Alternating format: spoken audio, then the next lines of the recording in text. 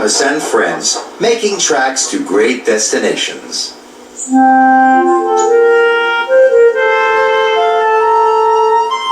Dear Christopher, here is your friend Thomas the Tank Engine. He wanted to come out of his station yard and see the world. These stories tell you how he did it. I hope you will like them, because you helped me to make them. Your loving Daddy. James, Lassie, Leah, and Gordon, Rebecca, and Emily, and Thomas number one. Let's go, go, go on a big world adventure. Let's go, go, go, explore with Thomas and his friends. Let's go, go, go, and meet new friendly faces. The world's just a train ride. Big world, big, big adventures. Thomas and friends, big world, big adventures. Mavis finds love. Mavis, the quarry diesel, loved being on Sir Tom Hat's railway. When she first arrived on the island, she was young and full of her own ideas, and loved rearranging things like put Toby's cars in different places every day, and she never listened to advice.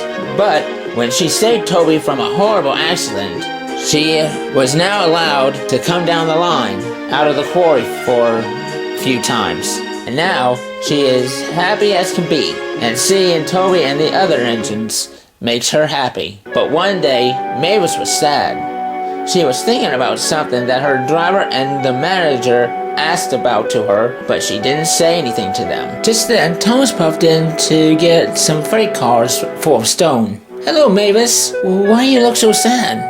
Mavis looked at Thomas and said in a quiet voice, "Thomas, if I tell you, will you please not tell anybody?" Thomas looked puzzled. Of course, Mavis. What's wrong?" I'm in love with an engine," she said. Thomas looked at her surprised. "You're in love?" "Yes." "And what's wrong with that? Why is it such a shock?" "Well, it's not a diesel. It's a steam engine." "Oh, I see. But still, what's wrong with that? So, anyway, tell me, who is it?" You promise you won't tell?" "Of course I won't," said Thomas. "Okay, well, it's Toby," she said. Thomas looked surprised. "Toby?" he said. "Shh! Quiet, Thomas." "Oh, sorry. But anyway, what's wrong with that? And what brought this on?" "Well, I just don't want to tell him yet. I just don't feel ready to. And plus, the reason I feel about this way is, well, do you remember what happened on the bridge?"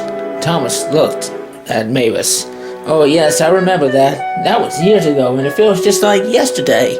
But yeah, Toby said it was scary for him." "Yes, and it made me scared too. I thought I was going to lose him. And after that, I started to grow more and more feelings for him." "I see. Well, don't worry, Mavis. Just tell him how you feel. I'm sure that he would understand." "I know. It would just scare me because what if he doesn't like me back? I'll be heartbroken." Now, Mavis," said Thomas. "I'm sure that he feels the same way. You just need to ask him." And with that, Thomas puffed away to let his freight cars. Mavis watched him leave and wondered if he was right. "Oh, I hope I can tell Toby how much I care about him." The next day, Mavis continued working at the quarry when Toby came in. "Hello, Mavis," said Toby. Mavis jumped. "Oh, Toby, you scared me." "Oh, sorry, Mavis. Anyway, are my cars ready?" "Yes, they are," said Mavis. "Thanks, Mavis." And with that, Toby puffed away, leaving Mavis sad. "Oh, why can't I just say it?" said Mavis to herself. As the days went by, Mavis tried to tell Toby how much she felt about him, but every chance she got, she would get nervous and leave without saying a word, which made Toby worried about her.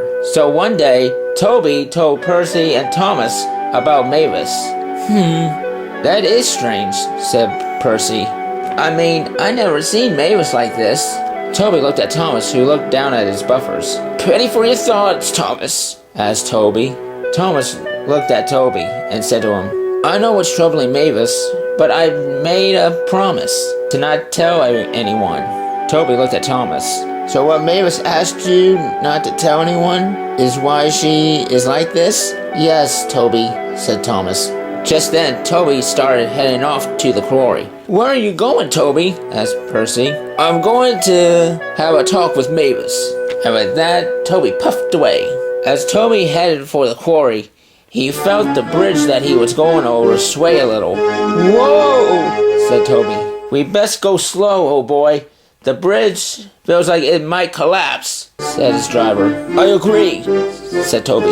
Up at the quarry, Mavis was finishing up putting the cars where they go when the car started to sing. Poor Mavis, sad and alone, 'cause she can't tell Toby how much she feels about him. "Leave me alone, you cars," she said, and bumped them hard. "Ooh, temper, said the cars.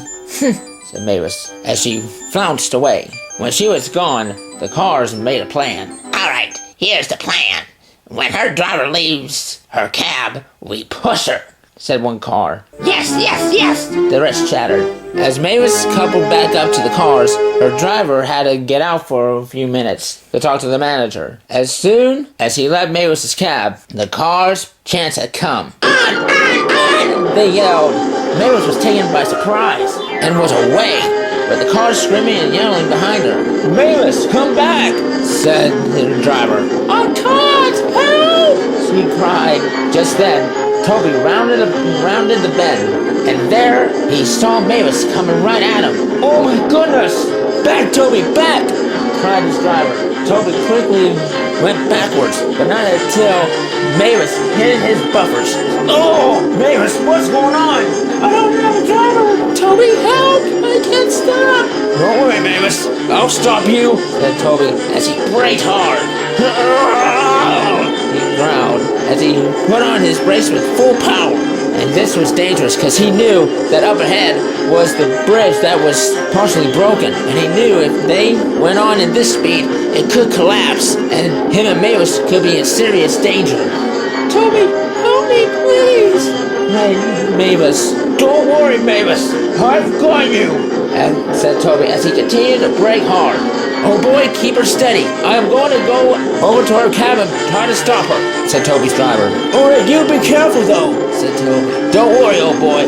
I will," said his driver as he got out of Toby's cab and started inching closer and closer to Mavis. As Toby's driver made it to the edge of his buffers, he jumped and made it to Mavis. With that, he quickly got into her cab and screwed her brakes hard on.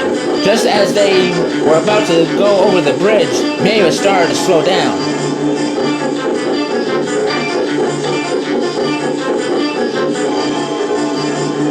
And then, with a sigh of relief, Mavis had finally stopped just before the bridge. "Oh, thank goodness. Thanks, Toby," said Mavis. "You're very welcome, Mavis." "Oh, that was close," said Toby. As the two engines headed back to the quarry, Mavis spoke up. "Toby, why were you coming to the quarry anyway?"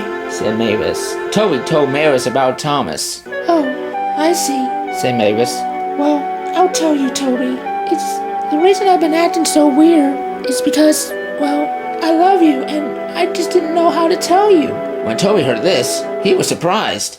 "Wait, you love me? And that is why you have been acting so strange?" "Yes, I'm sorry, Toby. I know if you don't like me, but I just wanted to tell you." Toby looked at Mavis and said to her, "Why did you not tell me?" "Because I was scared that you would laugh at me." "Oh, Mavis, I would never do that. As a matter of fact, I love you too." Well, when Mavis heard this, she was shocked. "Really? But when was this?" "Oh, it was when you saved me from the bridge, remember?" "Yes, I remember. Well, and now you saved me from the bridge too." "Yeah, but this time you were not on the tightrope." And with that, Mavis started to laugh. "Now, let's get you back to the quarry." Mavis smiled at Toby, and now she was smiling happier than ever, knowing that she had someone to love now.